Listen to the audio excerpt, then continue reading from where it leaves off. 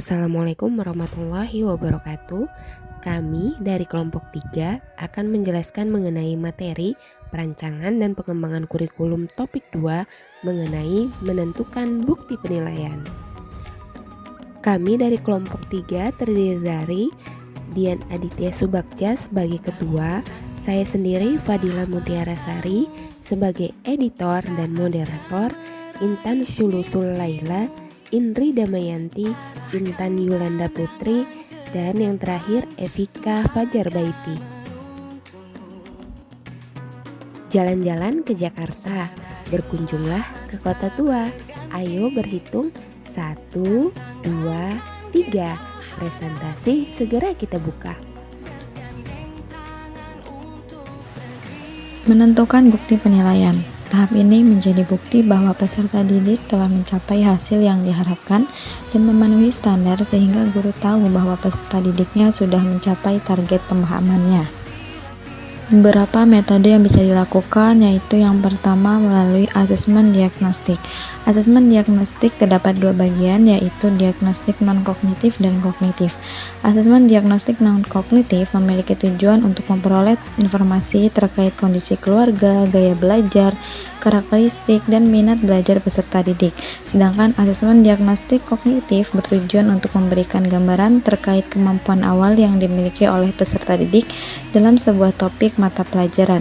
Guru perlu melakukan asesmen diagnostik pada peserta didik untuk mengidentifikasi kemampuan, kelebihan, dan kekurangan peserta didik, sehingga guru dapat merancang pembelajaran yang disesuaikan dengan kemampuan serta karakteristik peserta didik. Asesmen diagnostik untuk mengetahui kondisi awal siswa. Yang kedua adalah asesmen formatif. Asesmen formatif untuk memantau perkembangan siswa selama proses belajar.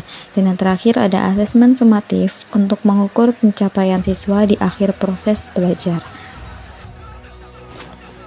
Selanjutnya, menentukan bukti penilaian.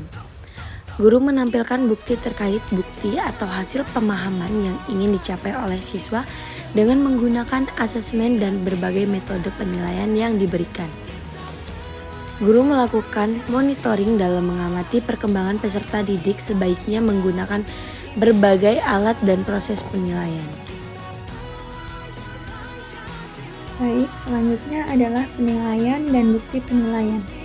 Penilaian adalah proses pengumpulan data atau informasi yang digunakan untuk mengukur ketercapaian suatu tujuan. Sementara bukti penilaian adalah data konkret seperti nilai ujian, tugas proyek, portofolio, partisipasi siswa, umpan balik dari guru, serta sesama siswa.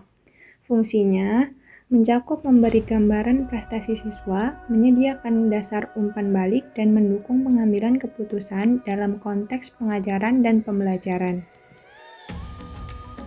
Contoh CP dan TP. Capaian pembelajaran. Pada akhir fase A, peserta didik menunjukkan pemahaman dan memiliki intuisi bilangan atau number sense pada bilangan cacah sampai 100. Mereka dapat membaca, menulis, menentukan nilai tempat, membandingkan, mengurutkan, serta melakukan komposisi dengan menyusun dan dekomposisi dengan mengurai bilangan. Peserta didik dapat melakukan operasi penjumlahan dan pengurangan menggunakan benda-benda konkret yang banyaknya sampai 20. Peserta didik menunjukkan pemahaman pecahan sebagai dan keseluruhan melalui konteks membagi. Melalui konteks membagi sebuah benda atau kumpulan benda yang sama banyak. Pecahan yang diperkenalkan adalah setengah dan seperempat. Tujuan pembelajaran. Yang pertama, menentukan banyak benda dari sekumpulan benda dengan cermat. Membaca dan menulis lambang bilangan dengan tepat. Menentukan banyak benda dari sekumpulan benda dengan cermat, membaca dan menulis lambang bilangan dengan tepat, membandingkan dua bilangan dengan cermat, mengurutkan bilangan dengan tepat, menentukan posisi urutan benda dengan benar, menentukan bilangan sebelum, sesudah, dan di antara dengan tepat.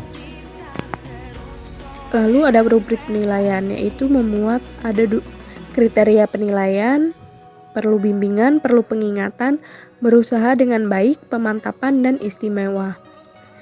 Kriteria penilaian yang pertama yaitu menggali dan menjelaskan informasi atau menjabarkan tentang materi yang telah dipelajari.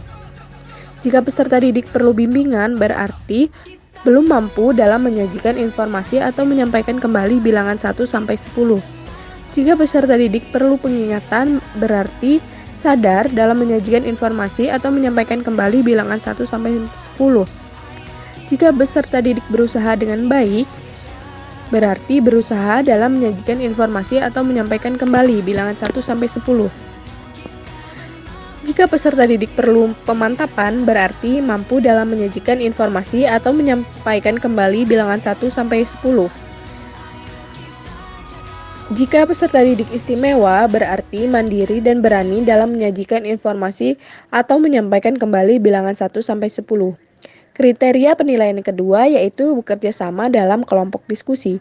Jika peserta didik perlu bimbingan, berarti belum mampu mengatur diri, bekerja sama dalam kelompok, pengambilan, dan pelaksanaan keputusan, serta menyelesaikan masalah dengan bantuan guru. Jika peserta didik perlu pengingatan, berarti sadar dalam mengatur diri, bekerja sama dalam kelompok, pengambilan, dan pelaksanaan keputusan, serta menyelesaikan masalah dengan bantuan guru. Jika peserta didik berusaha dengan baik, maka berusaha dalam mengatur diri, bekerja sama dalam kelompok, pengambilan dan pelaksanaan keputusan, serta menyelesaikan masalah dengan bantuan guru. Jika peserta didik perlu pemantapan, berarti mampu dalam mengatur diri, bekerja sama dalam kelompok, pengambilan dan pelaksanaan keputusan, serta menyelesaikan masalah dengan bantuan guru. Jika peserta didik istimewa, berarti mandiri dalam berani dalam mengatur diri, bekerja sama dalam kelompok, pengambilan dan pelaksanaan keputusan, serta menyelesaikan masalah dengan bantuan guru. Baik, demikian materi yang bisa kami sampaikan. Kami ucapkan terima kasih. Wassalamualaikum warahmatullahi wabarakatuh.